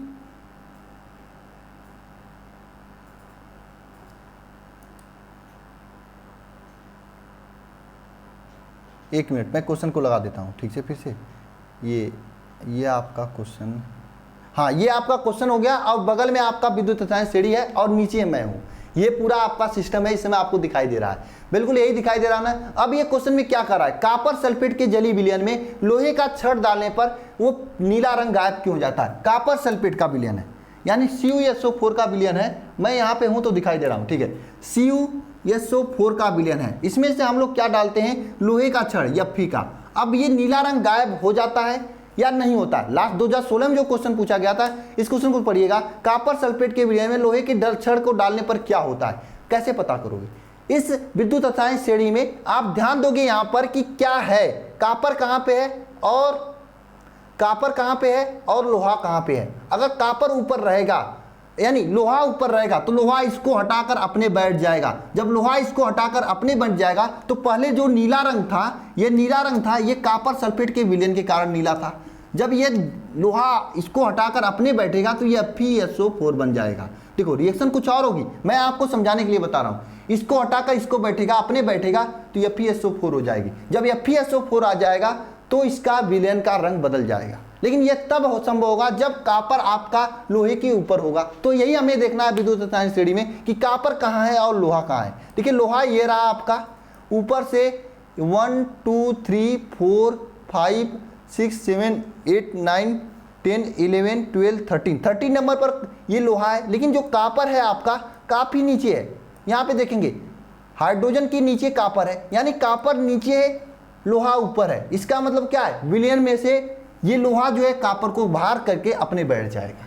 जब अपने बैठेगा तो अपने हिसाब से विलयन बनाएगा। ठीक है, बोलिए समझ में आया क्वेश्चन। यही क्वेश्चन है, आप सभी के एग्जाम में ऐसे ही क्वेश्चन पूछे जाते हैं। ठीक है, इसका अगर सोल्यूशन देखेंगे तो आप यही लिखा हुआ है, वह लिखा है। अब चलिए नेक्स्ट क्वेश्चन की ओर चलते हैं। नेक्स्ट क्वेश्चन देखिए क्या है, क्वेश्चन की प्रैक्टिस करोगे तो अच्छा से आएगा। ये नेक्स्ट क्वेश्चन आप सभी के सामने बस केवल और केवल मैं क्वेश्चन लिखा हूं। हालांकि आंसर आप सभी के लिए मैं PDF में इसलिए दिया हूं ताकि आप लोग अच्छे कर पाओ। ठीक है, क्वेश्चन क्या पढ़िए, कॉपर सल्फेट के घोल में प्लेटिनम धातु डालने पर, धारा प्रवाहित करने पर घोल का रंग रंगहीन हो जाता है। ऐसा क्यों होता है? घोल का रंग, मुझे मालूम है 42 मिनट के ऊपर क्लासेस जा रही हैं, सभी लोग बने रहना, अच्छा चीज समझ रहे हो, सीख रहे हो तो समय लगेगा। तो कॉपर सल्फेट के विलयन में प्लेटिनियम धातु को डालने पर धारा प्रवाहित होने लगती है और घोल का रंगहीन क्यों हो जाता है? ऐसा क्यों हो जाता है? तो सीधी सी बात है, इस विद्युत रसायन श्रेणी में जो कॉपर सल्फेट है, कॉपर जो है काफी नीचे स्थित है। देखिए ये हाइड्रोजन के साथ नीचे स्थित है, ये आपका कॉपर यहाँ पर रहा, हाइड्रोजन के नीचे ये कॉपर रहा, ये कॉपर है आप सभी के लिए। ठीक है, ये 30 करीब हाइड्रोजन के नीचे देखेंगे तो ये कॉपर है आपका, जबकि इस श्रेणी में आपका प्लेटिनम काफी ऊपर स्थित है। प्लेटिनम कहां पे स्थित है? प्लेटिनम कहां पे स्थित है? यहां पे। तो इस श्रेणी में प्लेटिनम ऊपर उपस्थित है। जो प्लेटिनम ऊपर उपस्थित है तो प्लेटिनम क्या करता है, विलयन में से आपके क्या निकाल देता है, कॉपर को बाहर निकाल देता है। और जब कॉपर को बाहर निकाल देता है तो यहाँ पर अपक्रिया होने लगती है। अपक्रिया क्या होती है, बात को समझना सभी लोग। यहाँ पर अपक्रिया होने लगती है, अपक्रिया होने लगती है तो अपक्रिया होने के कारण यहाँ पर क्या होती है, कॉपर इसमें से बाहर निकल जाता है, तो ये अपक्रिया होती है। बात समझ में आई सभी को? देखिए जो श्रेणी में ऊपर उपस्थित होगा वह नीचे वाले को भगा देगा, सीधी सी बात है। अगर ऊपर नहीं है, उसके नीचे है तो वह भगा नहीं पाएगा, वह नीचे है तो वह भगा नहीं पाएगा। समझ में आई सभी को? बिल्कुल समझ में आया सभी को। चलिए इसके नीचे वाले क्वेश्चन की ओर चलते हैं। ठीक है, आप लोग इसे और अच्छे से पढ़ लेना, मैं PDF दे दूंगा। ये देखिए नीचे वाला क्वेश्चन पढ़िए सभी लोग।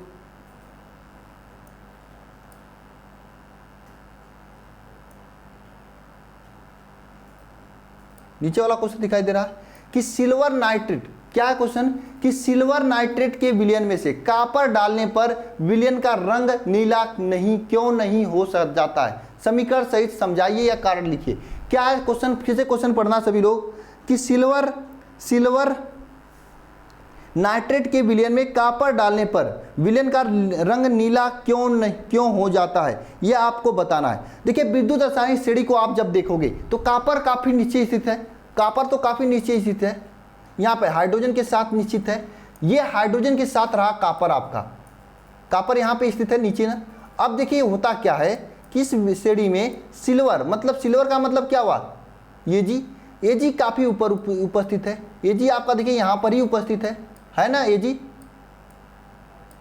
Ag कहाँ पर है, कॉपर देखिए नीचे स्थित है और Ag ऊपर स्थित है।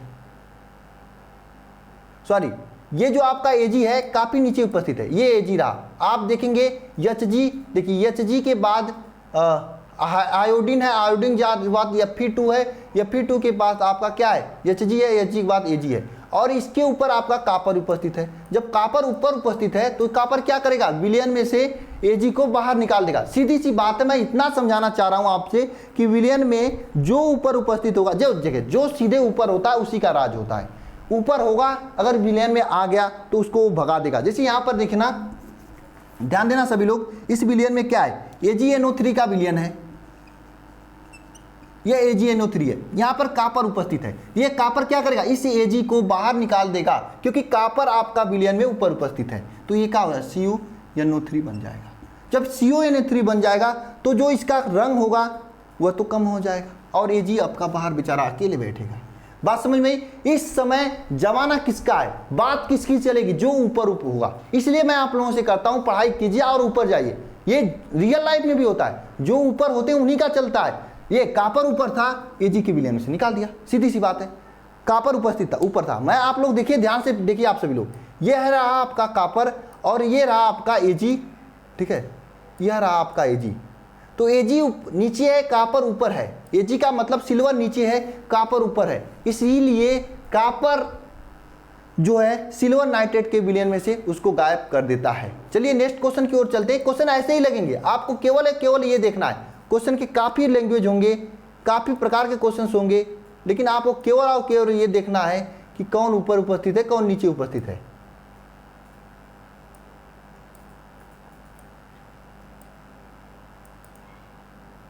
ये देखिए, ये लास्ट क्वेश्चन है आप सभी के लिए। मैं कराऊंगा लास्ट, लेकिन आपके लिए काफी क्वेश्चंस यहाँ पे मैं इंक्लूड किया हूं। आप ध्यान देना सभी लोग इस क्वेश्चन को। क्वेश्चन क्या है, पढ़िए क्वेश्चन को सभी लोग, क्वेश्चन को पढ़िए सभी लोग। क्या है क्वेश्चन, जिंक के तनु हाइड्रोजन क्लोराइड के अम्ल में, जिंक के तनु हाइड्रोजन क्लोराइड के अम्ल में तांबा नहीं हो, क्या है कारण से 10 के जिंक तनु हाइड्रोजन क्लोराइड से अपक्रिया कर लेता है, जबकि तांबा से नहीं।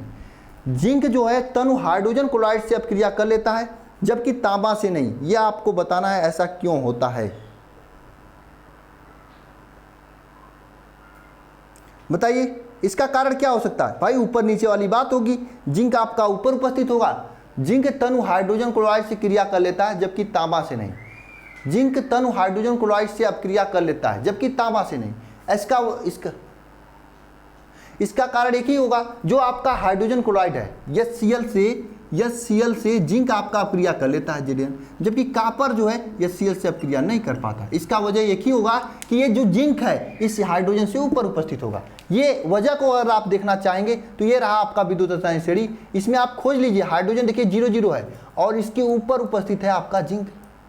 जिंक देखिए ऊपर स्थित है जल के पास में, ऊपर से 8वां नंबर पर है मैग्नीज के नीचे, और जबकि ये हाइड्रोजन है काफी नीचे उपस्थित है। तो हाइड्रोजन जो होता है, जो जिंक है, या हाइड्रोजन को निकाल कर अपने आ जाता है, तो ये अपक्रिया कर लेता है। जबकि कॉपर जो होता है ये नहीं कर पाता, क्योंकि जब आप विद्युत रासायनिक श्रेणी देखोगे तो ये देखिए हाइड्रोजन के जस्ट नीचे कॉपर है, यानी ऊपर वाले की यहाँ पर चलेगी। जिंक ऊपर है तो ऊपर वाले का चल रहा है, नीचे वाले का नहीं चल रहा है।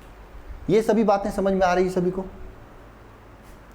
पॉइंट सभी को समझ में आ रहा है, क्यों किसका चल रहा है। तो ये क्वेश्चन ऐसा नहीं कि केवल ऐसा ही पूछा जाता, क्वेश्चन पूछने के तरीका अलग अलग होते हैं। आपको मैं नेक्स्ट स्लाइड में ये क्वेश्चन दिखाना चाहता हूं। ये नेक्स्ट स्लाइड है आप सभी के लिए, ध्यान देना सभी लोग, 1 मिनट।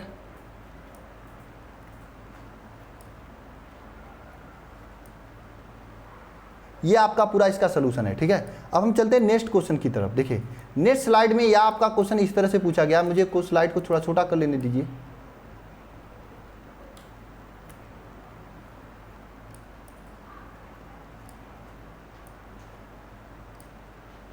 ये मैं आपको पूरा का पूरा दे दूंगा पीडीएफ के फॉर्म में, प्रैक्टिस कर लेना। मैं सभी क्वेश्चंस को नहीं कराऊंगा, समय ज़्यादा लगेगा।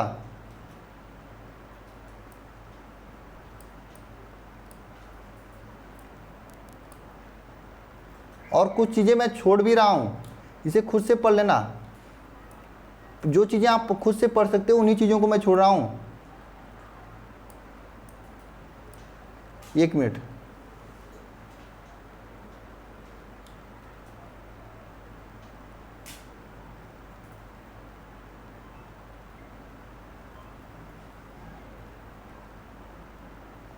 ये क्वेश्चन देखिए सेकंड वाला।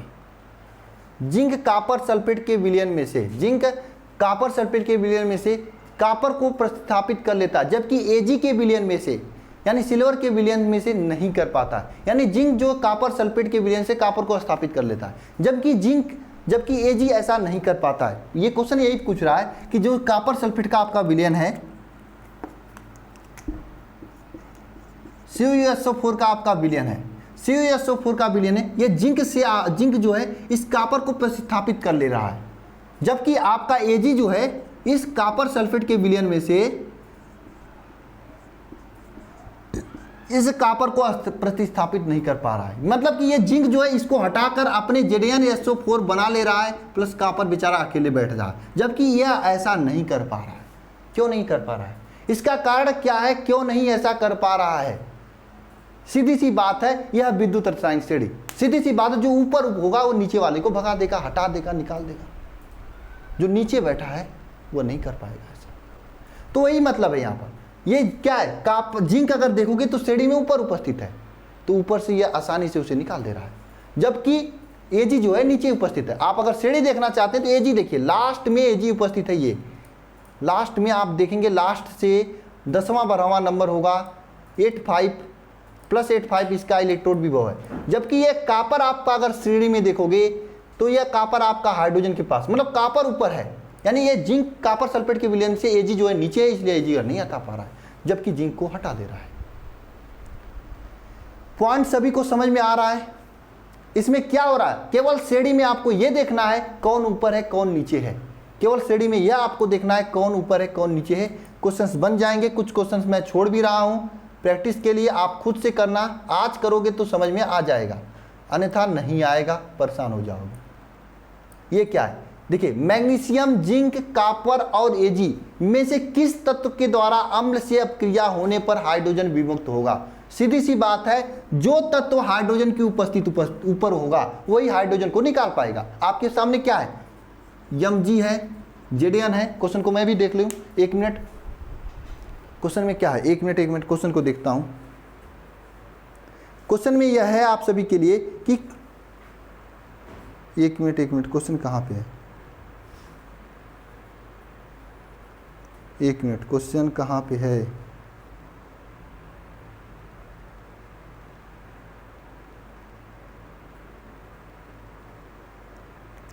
क्वेश्चन कहाँ चला गया? चलिए, क्वेश्चन मुझे नहीं दिखाई दे रहा, मुझे नहीं मिल रहा क्वेश्चन। आप लोग देख रहे हैं ना क्वेश्चन को? चलिए, क्वेश्चन क्या है मैं पास में जाकर देख लेता हूँ सिस्टम के। क्वेश्चन यह है कि आपका मैग्नीशियम है, जिंक है, कापर है और एजी है। मैग्नीशियम, जिंक, कापर, एजी, ये 4 तत्व हैं। पूछ रहा कौन अम्ल में से हाइड्रोजन को बाहर निकाल लेगा। ये क्वेश्चन पूछ रहा है, यानी 4 तत्व जो दिए हैं, इन 4 तत्वों में से कौन जो है अम्ल में से हाइड्रोजन को बाहर निकाल लेगा। क्वेश्चन इजी है, आप लोग कर ले जाओगे, कुछ नहीं करना है। इसमें यह ध्यान देना है कि कौन सा तत्व आपका हाइड्रोजन के ऊपर उपस्थित है। जैसे आप लोग देखोगे, ये जो कापर होता है ये हाइड्रोजन के नीचे उपस्थित है, तो ये कापर तो ऐसा काम कभी कर ही नहीं पाएगा। कापर जो है ऐसा काम कभी कर ही नहीं पाएगा, कापर ऐसा काम कभी नहीं कर पाएगा।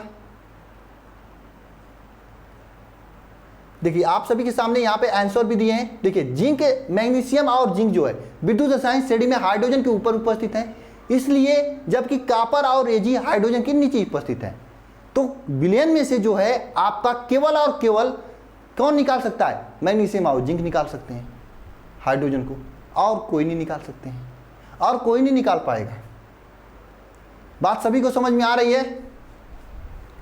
आप यहां पे देख सकते हैं, ये देखिए आपका इस विद्युत रसायन श्रेणी में आप ध्यान से देखिए, ये पूरा ऊपर से देखते जाइए ऊपर से नीचे कौन कहाँ स्थित है। देखिए छोटा सा श्रेणी, अपने से भी याद करेंगे तो याद हो जाएगा। मैं चाहता तो आज ही आपको ट्रिक बता देता, लेकिन आपको मुझे ये दिखाना चाह रहे थे कि ये विद्युत रसायन श्रेणी जो है आपकी बड़े काम की चीज़ है, आपकी बहुत ही ज़रूरत और बहुत ही महत्वपूर्ण चीज़ है आप सभी के लिए। क्लास 1 घंटे की लमसम हो चुकी है आपके लिए। वैसे तो बहुत सारे क्वेश्चंस यहाँ पे हैं, आप अगर देखेंगे तो मैं PDF अभी 1-2 घंटे के अंदर मैं कोशिश करके अपलोड कर दूंगा। ये क्वेश्चन पढ़िए, देखिए सेकंड क्वेश्चन,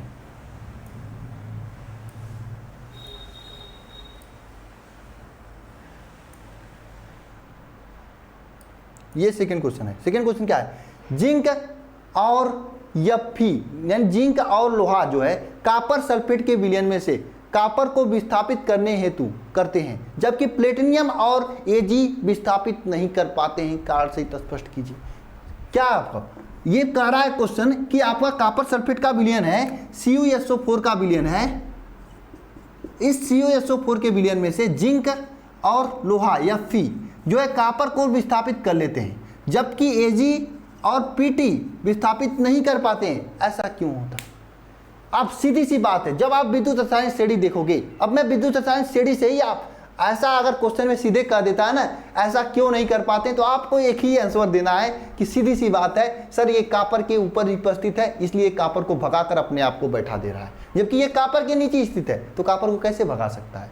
इसलिए मैं कहता हूं सिंह बनो, सिंहासन की चिंता मत करो। सिंह बनो, ऊपर उठो, सिंहासन जहां बैठोगे, जहां चाहोगे वहां पे बैठ जाओगे। मेहनत करो, मेहनत करोगे तो वहां पे बैठ जाओगे। सीधी सी बात है, अगर आप मेहनत करके ऊंचा बनोगे तो जहां पे चाहोगे वहां पर आपको बैठने का आसन मिल जाएगा। बेचारा ये जिंक और फेमस है, इस कॉपर को धक्के मार के भगा देते हैं और इसके CSO के साथ बैठकर मजे ले रहे हैं। ये बेचारे सब सोच रहे हैं कि कैसे बैठो कैसे बैठो, क्योंकि ये कॉपर के नीचे उपस्थित है इस विद्युत रासायनिक श्रेणी में। बात समझ में आ रही है? ऐसे क्वेश्चंस आपके एग्जाम में पूछे जाते हैं और ये सभी क्वेश्चंस पूछे गए क्वेश्चंस हैं और आप लोग कर पा रहे हो, ये सबसे बड़ी बात है। ये सभी क्वेश्चंस पूछे गए क्वेश्चन। रेडाक्स अपक्रिया किसे कहते हैं, ये क्वेश्चन आपको अभी नहीं करना है, बाद में आप लोग देखेंगे, इसमें मैं समझाऊंगा कि रेडाक्स अपक्रिया किसे कहते हैं। ये देखिए क्वेश्चन आप सभी के लिए, ये जिंक तथा तांबे के एक अम्ल के हाइड्रोजन क्लोराइड से विस्थापित कर देते हैं, क्यों नहीं कर सकता है? अरे क्या, जिंक तथा तांबे में से एक अम्ल में से हाइड्रोजन को विस्थापित नहीं कर पाता है, और क्यों? आप जब विद्युत रसायन श्रेणी देखोगे तो देखिए, अम्ल में से हाइड्रोजन को विस्थापित करने की बात हो रही है। अम्ल है मान लीजिए HCl, इसमें से जिंक और कॉपर की बात हो रही है। जब आप देखोगे विद्युत रसायन श्रेणी में तो यहाँ पर आपका हाइड्रोजन होगा, तो हाइड्रोजन नीचे कॉपर स्थित है, जबकि जिंक काफी ऊपर उपस्थित है। तो जो ऊपर उपस्थित है, मैं फिर से कह रहा हूं, सिंह बनो, सिंहासन की चिंता मत करो। ये ऊपर उपस्थित है, मतलब ये सिंह है, और ये इस विलयन में से हाइड्रोजन को बाहर भगाकर अपने बैठ जाता है, जबकि कॉपर बेचारा नीचे स्थित है, इसको भगा नहीं पाता है। इसलिए ये क्वेश्चन ऐसा पूछा गया है। ये क्वेश्चन देखिए 2016 में पूछा गया है। मैं काफी क्वेश्चंस को लगाया हूं आप सभी के लिए, ताकि आप लोगों का प्रैक्टिस अच्छा हो।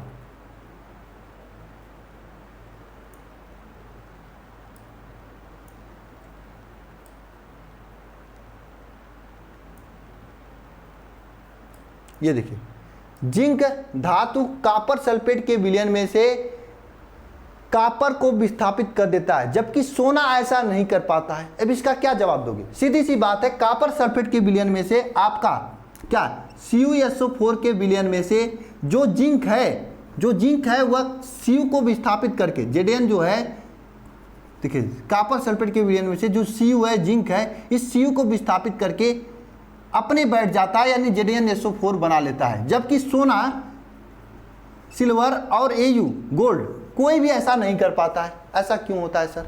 ऐसा क्यों? क्योंकि ये कॉपर के नीचे स्थित है, जबकि जिंक ऊपर स्थित है। केवल यही आपका जवाब है, नीचे ऊपर करना है आपको। जो नहीं कर पाता वो बेचारा नीचे होगा, ऊपर होता तो कर लेता ना। आप देखना, इसका यही जवाब होगा। और क्वेश्चंस हैं,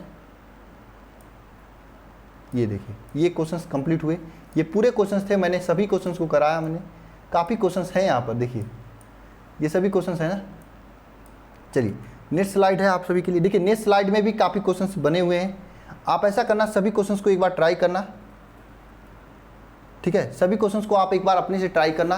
काफ़ी सारे क्वेश्चंस हैं, 1 घंटे के ऊपर की क्लास हो चुकी है। अब हम क्या करते हैं, कुछ इसके और उपयोग हैं वे हम आपको करा देते हैं, कुछ इसके और उपयोग हैं वे हम आपको करा देते हैं, ठीक है, कुछ इसके और उपयोग हैं, ठीक है, कुछ इसके और उपयोग हैं उससे हम करा देते हैं ना। ये देखिए ये सभी क्वेश्चन ही क्वेश्चन हैं, आप इसे करना चाहते हैं ये क्वेश्चन करिए, सभी क्वेश्चन कर ले जाओगे। क्या है क्वेश्चन, पढ़िए पढ़िए पढ़िए फटाफट पढ़िए सभी लोग क्वेश्चन को। निम्नलिखित में से, निम्नलिखित का जो ये बिलियन दिया है, ये निम्नलिखित बिलियन में से क्या निम्नलिखित में से mg और Zn कॉपर और Ag के इलेक्ट्रोड विभवों के क्रम में लिखिए। अब इसके लिए आपको याद ही करना पड़ेगा, आपको याद ही करना पड़ेगा क्या, विद्युत रसायन श्रेणी, यह आपको याद करना पड़ेगा। नेक्स्ट क्वेश्चन देखिए, यहाँ पे विद्युत रसायन श्रेणी के 4 लक्षण पूछ रहे हैं, लक्षण आप लोग पढ़ लीजिएगा, याद कर लीजिएगा। विद्युत रसायन श्रेणी क्या है और निम्नलिखित की व्याख्या कीजिए। क्या फेमस यानी लोहा को गर्म करने पर भाप के साथ क्रिया क्यों करता है। अब सीधी सी बात है, लोहा जो है आपका नीचे उपस्थित होगा और कॉपर हाइड्रोक्लोरिक अम्ल में रखते हैं, ये आप लोग पढ़ लीजिएगा। यहाँ पे सभी क्वेश्चन सीजी हैं, केवल एक ही कंसेप्ट है, ऊपर नीचे वाली बात है, असक्रियता वाली बात है, ये सभी क्वेश्चन हैं, आप देख लेना, ठीक है। और इसके अलावा ये देखिए विद्युत रसायन श्रेणी है, ये है और कुछ नहीं है। बाकी जो क्वेश्चंस हैं आप सभी को मैं पीडीएफ फॉर्म में दे दूंगा, ठीक है, आपको मैं क्या करूंगा, पीडीएफ फॉर्म में दे दूंगा। अब मैं आपको कुछ इसके अनुप्रयोग बताने जा रहा हूं, ठीक है, विद्युत रसायन श्रेणी के। मैं बस दिखा दे रहा हूं आपको, ये अनुप्रयोग होते हैं, आप लोग अपने से पढ़ लेना। आपको मैं काफ़ी चीज़ें बता दिया हूं, आप देख सकते हैं, ठीक है। 1 मिनट रुकिएगा सभी लोग।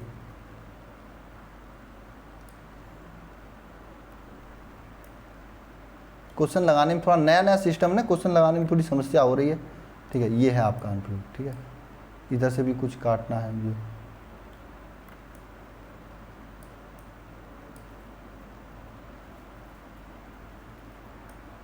ठीक है। ये देखना ध्यानपूर्वक, विद्युत रसायन श्रेणी का अनुप्रयोग, यहाँ पे देखना विद्युत रसायन श्रेणी का अनुप्रयोग क्या है। विद्युत रसायन श्रेणी देखिए क्या है, सीधी सी बात है, विद्युत रसायन श्रेणी का अनुप्रयोग में सबसे पहला अनुप्रयोग मैंने आपको बताया कि तत्वों की क्रियाशीलता को ज्ञात करने में, ये हो गया आपका। इसके बाद आपका स्लाइड है, ये अनुप्रयोग वाला ही है आपका। यहाँ पे दूसरा अनुप्रयोग है, आप सभी लोग ध्यान से देखना, आप सभी लोग ध्यान से देखना, सभी को दिखाई दे रहा है ना। दूसरा अनुप्रयोग क्या है, दूसरा अनुप्रयोग है धातुओं की अपचयन क्षमता की तुलना करने में। सीधी सी बात है, जो धातु आपका ऊपर होगा वो ज़्यादा अपचयन करेगा, जो नीचे होगा कम अपचयन करेगा, यानी जिसका ऋणात्मक वैल्यू अधिक होगा उसका अपचयन क्षमता क्या होगी, कम होगी, ये होगा। आप पढ़ लेना, ऐसी धातुओं के ऑक्सीकरण क्षमता की तुलना करने में, ये सब इसके अनुप्रयोग हैं। धातुओं के जो ऑक्साइड है उनके ऊष्मीय स्थायित्व ज्ञात करने में भी इसका उपयोग किया जाता है, ये सभी इसका अनुप्रयोग है, आप सभी लोग देख सकते हैं। यहाँ पर काफ़ी अनुप्रयोग हैं, विद्युत अपघटन में जो प्रोडक्ट होते हैं उनको ज्ञात करने में ये किया जाता है इसका प्रयोग, ये सभी इसके अनुप्रयोग हैं, आप सभी लोग पढ़ सकते हैं, देख सकते हैं। दिखाई दे रहा है आप सभी को,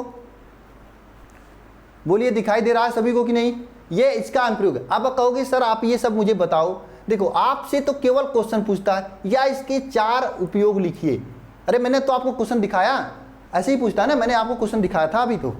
1 मिनट फिर से मैं क्वेश्चन दिखा देता हूँ, इसके 4 अनुप्रयोग लिखिए, ऐसा पूछेगा क्वेश्चन तो आप क्या करना, सीधे सीधे अनुप्रयोग लिख देना, सीधे सीधे इसका अनुप्रयोग लिख देना, जो है केवल हेडिंग लिख देना कि कहाँ कहाँ पे उसका उपयोग होता है। आपको ज़्यादा पढ़ने की जरूरत नहीं है, केवल ये लिख देना विद्युत अपघटन को उत्पाद ज्ञात करने में, और हर जगह एक ही कंसेप्ट लागू होगा, जो विद्युत रसायन श्रेणी में जो तत्व ऊपर होंगे नीचे वाले को विस्थापित कर लेंगे, जो नीचे होंगे वो ऊपर वाले को विस्थापित नहीं कर पाएंगे।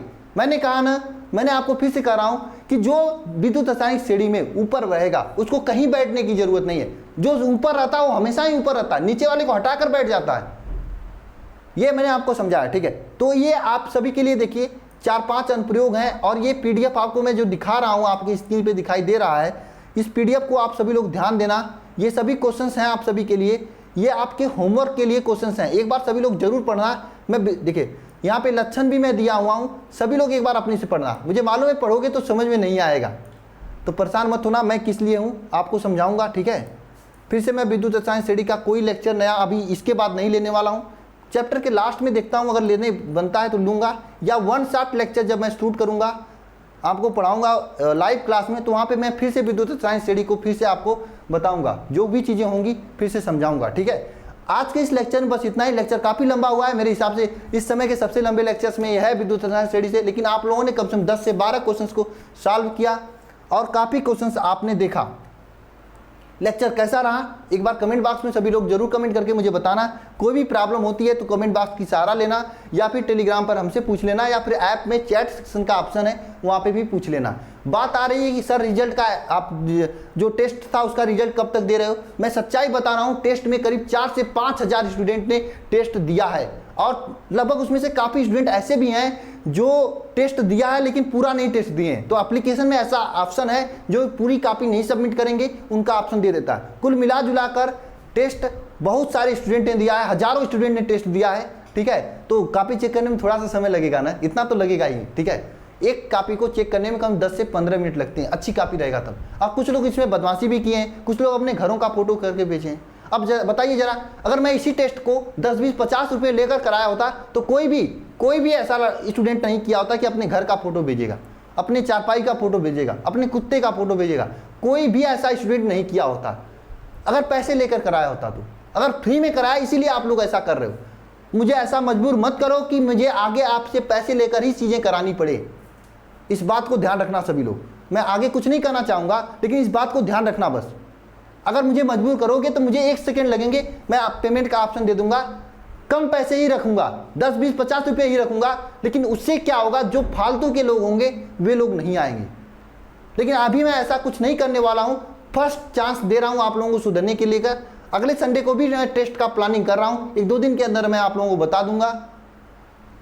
आपको आगे ऐसा कोई गलती नहीं करना है। मैं उन सभी स्टूडेंट से कहना चाहता हूं जो पढ़ना नहीं चाहते हैं, आप मत पढ़िए, शौक से मत पढ़िए, जो कर रहे हैं वो करते रहिए, लेकिन क्यों परेशान करते हो मुझे और पूरे सिस्टम को। आपको मालूम नहीं है एक टेस्ट कंडक्ट कराने मुझे कितने पैसे खर्चे करने पड़े थे। ये केवल और केवल मैं आप सभी के लिए कर रहा हूं, और इसका कोई गलत उपयोग आप लोग मत करना प्लीज, अन्यथा मुझे पैसे लेकर टेस्ट कराना होगा। और मैं टेस्ट तो कराऊंगा ही, नहीं कराऊंगा। जो स्टूडेंट हमसे जुड़कर पढ़ रहे हैं उनका तैयारी कैसे होगी, जरा उनसे पूछिए जिन्होंने टेस्ट को 100% कंसंट्रेशन के साथ में दिया था, अच्छे से कॉपी लिखकर जमा किया था, जरा उनसे पूछिए वे सभी लोगों की तैयारी कितनी अच्छी हुई है। और आप लोग समय को बर्बाद कर रहे हो। एक बात ध्यान रखना, अगर आप समय को बर्बाद करोगे तो समय आपको बर्बाद कर ही देगा, और कोई भी चीज़ नहीं बचेगी। मुझे ये सभी चीज़ें लेक्चर के लास्ट में कर रहा हूँ। मैं बहुत ही अपसेट था कल, कॉपी बहुत सारी चेक करनी है, लेकिन मैं अपसेट इस चीज़ से हो रहा हूँ कि जो आप लोग ये गलत काम किए हो। मैंने सोचा था कि मात्र 100 ही स्टूडेंट कॉपी जमा करें, लेकिन सही स्टूडेंट का, मुझे 100 स्टूडेंट की कॉपी चेक करनी हो, लेकिन इसमें मुझे ये चेक करना होता है किसकी कॉपी चेक करनी है, किसकी कॉपी नहीं चेक करनी। ऐसा क्यों किए हो आप लोग? जो किए हैं वे सभी लोग समझ रहे हैं। आइंदा ऐसी गलती मत करना। आप लोग वहाँ पे अपना फोटो सबमिट करते हो ना, फोटो सबमिट करते हो उसका भी चार्ज लगता है, उसका भी सर्वर लेना पड़ता है। इसीलिए मैं पहले रजिस्ट्रेशन करवाया था कि मुझे पता चले कि इतने स्टूडेंट इच्छुक हैं टेस्ट देने को लेकर, उतना ही मैं सर्वर लूँगा। क्यों पढ़ने वाले स्टूडेंट को बर्बाद करते हो, पढ़ने वाले स्टूडेंट को परेशान करते हो आप लोग? ऐसा आप ही लोगों की वजह से सब लोग पेड़ देते हैं। अब मुझे भी लग रहा है कि अगर ऐसा गलती करोगे तो मुझे भी कुछ ऐसा करना पड़ेगा। फिलहाल मैं अभी नहीं करने वाला हूँ, 1-2 चांस दूंगा आप लोगों को सुधरने को लेकर, और करूँगा भी तो एक नॉमिनल सा चार्ज रखूँगा 10 से 20, 25, 50 रुपये का, ताकि जो पढ़ने वाले वे लोग देकर कर लें, जो नहीं पढ़ने वाले हैं वे लोग पैसे देकर थोड़ी ना अपने घर का फोटो भेजेंगे। मुझे मालूम है, पैसे देकर थोड़ी ना अपने कुत्ते का फोटो भेजेंगे, पैसे देकर खुद ही अपने गाय और भैंस का फोटो भेजेंगे, पैसे देकर थोड़ी ना अपने क्या बताऊं क्या क्या फोटो भेजे थे हम, कैसे बताऊं आप लोगों को, पैसे देकर थोड़ी ना करेंगे। ये लोग फ्री वाले होते हैं जो कि आप लोगों को परेशान करना चाहते हैं, कि परेशान करेंगे तो मुझे पेड करना पड़ेगा, केवल इसलिए करते हैं। ठीक है, तो चलिए मिलते हैं नेक्स्ट लेक्चर में। आप इन सभी बातों को ध्यान में रखना, और कल फिर से हम लोग क्लास लेंगे। आज की क्लास काफ़ी लंबी हुई है, 1 घंटे 10-20 मिनट की हो चुकी है, तो आप सभी लोग इन चीज़ों को एक बार और रिवीजन कर लेना। मिलते हैं नेक्स्ट लेक्चर में। सभी को बहुत बहुत धन्यवाद। Thank you very much.